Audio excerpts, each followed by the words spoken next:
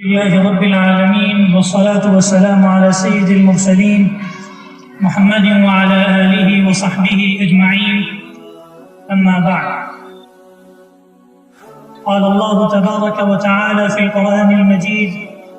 أعوذ بالله من الشيطان الرجيم، بسم الله الرحمن الرحيم. قل هل يستوي الذين يعلمون والذين لا يعلمون؟ صدق الله مولانا العظيم. صدر عالی وقار، اسٹیج پر براجمان مہمانان گرامی قدر اور سامعین مجلس، آج کے اس عظیم الشان اجلاس میں آپ مستقل قیمتی نصیحتیں سن رہے ہیں، مختلف باتیں آپ کے سامنے آ رہی ہیں، اسوہ نبوی کے حوالے سے، علم کے حوالے سے، اور جو ہماری سوسائٹی میں، ہمارے معاشرے میں بے جا رسم و رواج پھیل چکے ہیں، ان کے حوالے سے مستقل نصیحتیں اور مختلف باتیں آپ کے کانوں میں، آپ کی سماعتوں میں ٹکرا رہی ہیں۔ میں مختصر طور پر فروغ تعلیم کے حوالے سے کچھ گزارشات پیش کرنا چاہوں گا۔ میرے بھائیوں، ایک دور تھا جب علم کے فلک پر اسلام اور اہل اسلام کا آفتاب چمکتا تھا۔ اگر ہم تاریخ سے واقف ہوں اور تاریخ کے اوراق کو پلٹیں تو ہمیں محسوس ہوگا کہ علم و حکمت کے خزانوں کے ہم مالک تھے، اور ساری دنیا ہمارے سامنے سرنگوں تھی، اور اس لیے سرنگوں تھی کہ علم کا ڈنکا اسلام کے ہر ملک میں بجتا تھا۔ اگر آپ بغداد کی تاریخ سے واقف ہیں، اگر آپ اندلس کی تاریخ سے واقف ہیں، اگر آپ اس دور سے بلکہ ان ادوار سے واقف ہوں جس دور میں ابن سینا پیدا کیے، جس دور میں مفسرین اور محدثین پیدا ہوئے، جس دور میں علم حیات کے ماہرین پیدا ہوئے، جس دور میں فن طب کے ماہرین پیدا ہوئے، جس دور میں مسلمانوں کا ہر ملک میں ڈنکا بجتا تھا اور یورپ کے لوگ کھچے کھچے اسلامی ممالک آیا کرتے تھے، مسلمانوں کے پاس سکولز تھے، مسلمانوں کے پاس کالجز تھے، مسلمانوں کے پاس یونیورسٹیز تھیں، مسلمانوں کے پاس مدارس تھے، مسلمانوں کے پاس جامعات تھے۔ مسلمان حقیقت میں وہ آب حیات ساری دنیا کو فراہم کر رہے تھے جس کی دنیا متلاشی تھی، جس کی دنیا متقاضی تھی، اور وہ آب حیات اندلس میں موجود تھا۔ وہ آب حیات اندلس کے ساتھ وہ آب حیات عباسی خلافت میں موجود تھا، یعنی وہ آب حیات اسلام کے ہر ملک میں موجود تھا، اور لوگ وہ آب حیات پی کر سیراب ہوا کرتے تھے۔ میرے بھائیوں، لیکن پھر اس دور نے پلٹا کھایا، اور ایسا پلٹا کھایا کہ ہم علم سے دور ہوئے، ہم ایمان سے دور ہوئے، ہم نے اپنی حقیقت کو فراموش کیا، اور آج عالم یہ ہے کہ ہم یورپ کے اگلے ہوئے دیوالے کو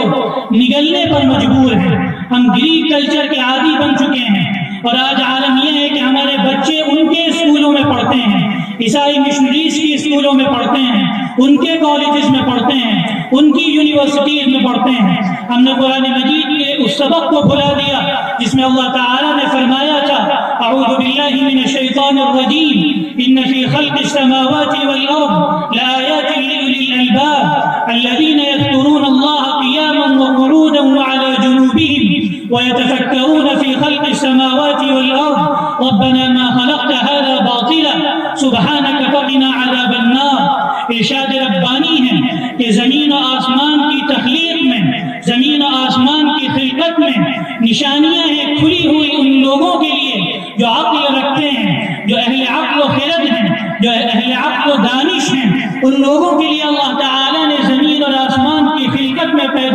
زمین و آسمان کی پیدائش میں کھلی نشانیاں رکھی ہیں، اور پھر اللہ نے معن بات فرمایا: الذین یذکرون اللہ قیاما وقعودا وعلی جنوبہم۔ یہی وہ لوگ ہیں جو اٹھتے بیٹھتے اللہ کو یاد کرتے ہیں، جو لیٹتے اللہ کو یاد کرتے ہیں، اور زبان حال سے اور زبان قال سے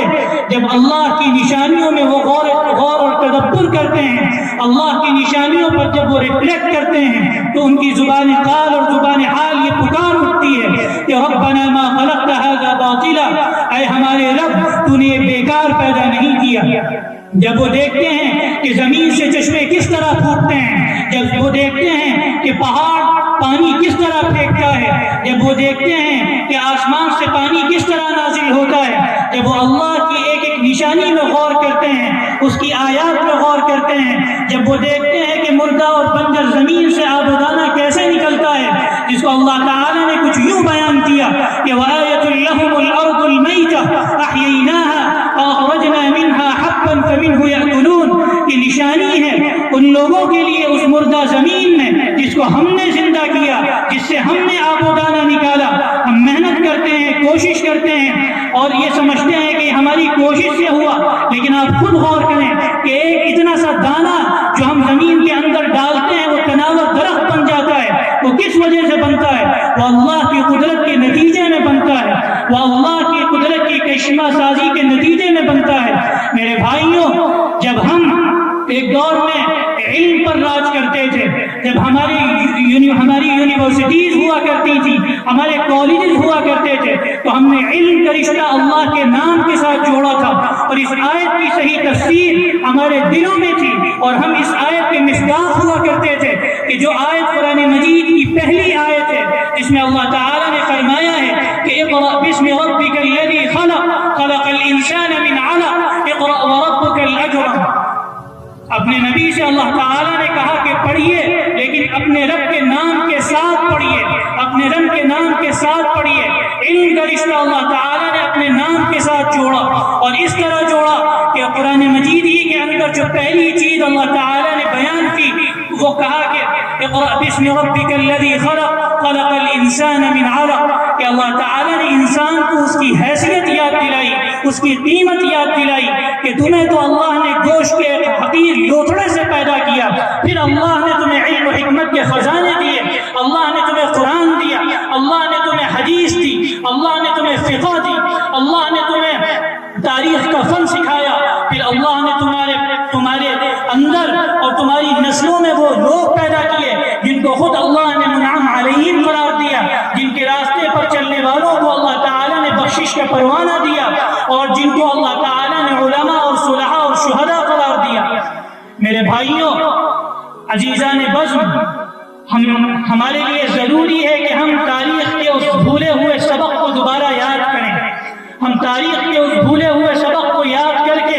اپنے دلوں میں یہ بات بٹھانے کی کوشش کریں کہ علم بہت بڑی چیز ہے، اور علم کا سکہ جب ہمارے دلوں میں بیٹھے گا، اور علم پر جب ہمارا غلغلہ ہوگا، اور علم کا رشتہ جب ہم اللہ کے ساتھ جوڑ کر اپنے اسکولز بنائیں گے، اپنے کالجز بنائیں گے، اور علم و حکمت کے خزانے جس کے ایک زمانے تک ہم مالک رہے اس پر پھر انشاءاللہ ہم قبضہ جمائیں گے، تو یہ دنیا جس نے علم کو اخلاق سے الگ کر دیا ہے، جس نے علم کو ثقافت سے الگ کر دیا ہے، جس نے علم کو کمرشلائز کر دیا ہے، جس نے علم کو تجارت اور دھندا بنا دیا ہے، ہمیں علم کی حقیقت سے دنیا کو روشناس کرانا ہے، ہمیں دنیا کو بتانا ہے کہ علم کی حقیقت کیا ہے، علم کا مقصد کیا ہے، علم کی افادیت کیا ہے، علم کی ضرورت کیا ہے۔ علم محض پیسہ کمانے کا نام نہیں ہے، جو آج ایک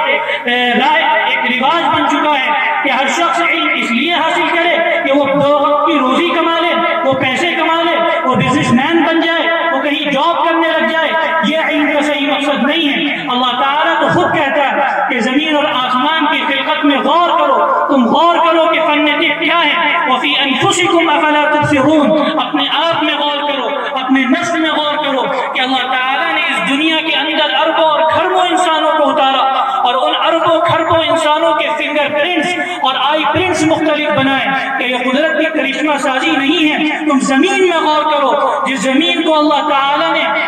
ایسا بیلنس بنایا، ایسا متوازن بنایا کہ جس کی مثال نہیں مل سکتی، اور قرآن مجید میں اس حقیقت کو اللہ تعالیٰ نے 1400 برس پہلے آشکارا کیا، جس کو سائنس آج تلاش کر پائی ہے۔ اللہ تعالیٰ نے 1400 برس پہلے قرآن مجید میں اعلان کیا تھا کہ زمین کے اندر اللہ تعالیٰ نے جو پہاڑ پیدا کیے ہیں ان کا کام یہ ہے کہ وہ زمین کو متوازن کریں، زمین کو بیلنس فراہم کریں، توازن فراہم کریں، جن کو سائنس آج ڈسکور کر پائی ہے۔ لیکن یہ کیا یہ چیزیں ہم جانتے ہیں؟ ہم نے خود علم کو اور پھر ہم نے علم کے خانے بنا دیے. جو علم ایک اکائی ہوا کرتا تھا اس کے نہ جانے ہم نے کتنے خانوں میں تقسیم کر دیا. حقیقت میں علم ایک اکائی ہے اور وہ علم ہمیں اللہ سے قریب کرتا ہے. اور جس علم کی تعریف اللہ تعالیٰ نے خود یوں کی ہے کہ انما یخشی اللہ من عبادہ العلماء، کہ علم وہ ہے اور اہل علم وہ ہیں جو اللہ کی خشیت رکھتے ہیں، جو اللہ کا خوف رکھتے ہیں، جو اللہ کا تقوی رکھتے ہیں. جب وہ زمین میں غور کرتے ہیں، جب وہ آسمان میں غور کرتے ہیں، جب وہ ستاروں اور سیاروں میں غور کرتے ہیں، جب وہ بحر میں غواصی کرتے ہیں اور سمندر سے جواہر نکالتے ہیں، تو وہ اللہ کی قدرت کی کرشمہ سازیوں پر عشعش کرتے ہیں اور زبان حال اور زبان قال سے یہ پکار اٹھتے ہیں کہ ربنا ما خلقت هذا باطلا، ربنا ما خلقت هذا باطلا، اے ہمارے رب تو نے یہ سب بیکار پیدا نہیں کیا. میرے بھائیوں، آج ضرورت ہے کہ ہم علم کی اس اکائی کو سمجھنے کی کوشش کریں اور قرآن مجید کی اس پہلی آیت کو سمجھنے کی کوشش کریں کہ جس میں اللہ تعالیٰ نے علم کا رشتہ اپنے نام کے ساتھ جوڑا اور ارشاد فرمایا کہ پڑھو، خوب پڑھو، لیکن اپنے رب کے نام سے پڑھو. جو کچھ پڑھو لیکن اپنے رب کے نام سے پڑھو. اللہ تعالیٰ نے قرآن مجید کے اندر ہر چیز بیان کی ہے، تاریخی حقائق بیان کیے ہیں، پیشن گوئیاں بیان کی ہیں، سائنسی نکات بیان کی ہیں. یہ ساری چیزیں اللہ تعالیٰ نے اس لیے بیان کی ہیں تاکہ ہم علم و حکمت کے اس خزانے کے ذریعے اللہ کا تقرب حاصل کریں، اللہ کی خشیت حاصل کریں، اللہ کا تقوی حاصل کریں. اور یہ ساری چیزیں انشاءاللہ ہمیں علم سے حاصل ہوں گی. میرے بھائیوں، میں بات اپنی زیادہ طویل نہیں کرنا چاہتا. علم ہمیں بتاتا ہے کہ اللہ کیا ہے، علم ہمیں بتاتا ہے کہ اللہ کے احکامات کیا ہیں، علم ہمیں بتاتا ہے کہ نبی کیا ہے، علم ہمیں بتاتا ہے کہ اسوہ نبی کیا ہے، علم ہمیں بتاتا ہے کہ تعلیمات نبوی کیا ہے، علم ہمیں بتاتا ہے کہ صحابہ کون ہیں، علم ہمیں بتاتا ہے کہ صحابہ کی جافشانیاں اور جہاں بانیاں اور جہاں آرائیاں کیا ہیں، علم ہمیں بتاتا ہے کہ تابعین کون ہیں، علم ہمیں بتاتا ہے کہ ان کی محنتیں کیا ہیں، ان کی کاوشیں کیا ہیں، علم ہمیں بتاتا ہے کہ محدثین کون ہیں، علم ہمیں بتاتا ہے کہ فن حدیث کیا ہے، علم ہمیں بتاتا ہے کہ تاریخ کیا ہے، علم ہمیں بتاتا ہے کہ فن تاریخ کیا ہے اور مؤرخین کی کاوشیں کیا ہیں، ان کی جہد مسلسل کیا ہے. علم ہمیں بتاتا ہے کہ مجددین کون تھے، علم ہمیں بتاتا ہے کہ تجدید کیا ہے، علم ہمیں بتاتا ہے کہ اجتہاد کیا ہے اور مجتہدین کون ہیں. علم ہم اپنے اسلاف سے جوڑتا ہے، ان لوگوں سے جوڑتا ہے جن پر اللہ کا انعام و اکرام ہوا، ان لوگوں سے جوڑتا ہے جنہوں نے اللہ کے راستے میں شہادتیں حاصل کی، ان لوگوں سے جوڑتا ہے جنہوں نے اللہ کے تقرب کے لیے اپنی جانوں کو قربان کیا، اپنے مالوں کو قربان کیا، اپنی جانوں کو تج دیا، اپنی زندگیوں کو تج دیا. اور وہ اس آیت کے صحیح مصداق ٹھہرے کہ انہوں نے اپنی جان و مال کو اللہ کی راہ میں بیچ دیا، اللہ کے لیے بیچ دیا. اور وہ ان گروہوں میں نہیں تھے جن گروہوں کے حوالے سے اللہ نے قرآن مجید میں فرمایا کہ اولئک الذین اشتروا الضلالۃ بالہدی فما ربحت تجارتهم وما كانوا مهتدین، کہ کچھ تو وہ لوگ ہیں جنہوں نے ضلالت کو، گمراہی کو ہدایت کے بدلے خریدا. ان میں وہ لوگ بھی شامل ہیں جو علم و حکمت کے دعوے کرتے ہیں، جنہوں نے علم کا رشتہ اللہ سے توڑ دیا ہے، جنہوں نے علم کا رشتہ روحانیت سے توڑ دیا ہے اور وہ دعوے کرتے ہیں علم کے. وہ علم کے صحیح حامل نہیں ہیں بلکہ ان کے پاس سوکھی معلومات ہیں جن معلومات کا کوئی فائدہ نہیں. اگر معلومات ہمیں اللہ سے نہیں جوڑ سکتی، اللہ کے نبی صلی اللہ علیہ وسلم کی شریعت مطہرہ سے نہیں جوڑ سکتی، آپ کے اسوے کو نہیں سکھا سکتی اور اللہ کی نشانیوں پر غور و تدبر پر آمادہ نہیں کر سکتی، تو ایسا علم اور ایک کاغذ کی مانند ہے جس پر ہمیں نبی صلی اللہ علیہ وسلم کی تعلیمات کے تابندہ اور درخشندہ نقوش ثبت کرنے اور اپنی زندگیوں کو روشن کرنا. میرے بھائیوں، میں اپنی بات یہاں کہہ کر ختم کروں گا کہ اس وقت مسلمان جو پچھڑے ہوئے ہیں، اس وقت مسلمان جو زوال کا شکار ہے، اس وقت مسلمان جو ہر قسم کی انحطاط کا شکار ہے، اس کی بنیادی وجہ یہ ہے کہ ہم علم سے کھولے ہیں. ہم کو نہ دین کا علم ہے، ہم کو نہ دنیا کا علم ہے. اگر آپ خود جائزہ لیں، اپنے شہر کا جائزہ لیں، اس ملک کا جائزہ لیں، سارے عالم کا جائزہ لیں، تو اگر کوئی قوم علم کے میدان میں سب سے پیچھے ہے تو مسلمان قوم. بڑے افسوس سے کہنا پڑتا ہے لیکن یہ ایک حقیقت ہے، ناقابل فراموش حقیقت ہے کہ مسلم قوم جو علم کا علم بردار ہوا کرتی تھی، جو علم کا جھنڈا تھام کر آگے بڑھتی تھی، کہ جس کے در پر یورپ اگر ماتھا پٹکتا تھا، آج وہ علم کے میدان سے اتنی دور ہے اور علم کے میدان میں یورپ کی خوشاچی ہیں، وہ گریک کلچر کو اپنائے ہوئے ہیں، جن کے بچے عیسائی مشنریز اسکولوں میں پڑھ رہے ہیں، ارتداد کا شکار ہو رہے ہیں۔ معاذ اللہ معاذ اللہ۔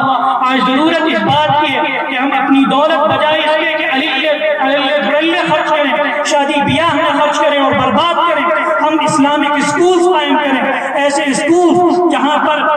دنیا کی اور دین کی تعلیم کا صحیح توازن ہو، جہاں پر دنیا کی تعلیم کو دین کی تعلیم کے ساتھ جوڑ کر اور اللہ کے نام کے ساتھ جوڑ کر سکھایا جا سکے۔ اگر ہم نے تعلیم کے میدان میں واپسی کی تو انشاءاللہ وہ دن دور نہیں کہ پھر مسلمانوں کا سکہ انشاءاللہ چلے گا اور ہماری بات چلے گی، ہم خود نصاب بنانے والے ہوں گے، ہم خود علم و حکمت کے خزانے لٹانے والے ہوں گے، اور لوگ پھر ہمارے در پر آئیں گے اور پھر ہمارے خوشاچی بنیں گے اور پھر ہم قرآن و حدیث کے صحیح حاملین بنیں گے انشاءاللہ۔ وآخر دعوانا الحمدللہ۔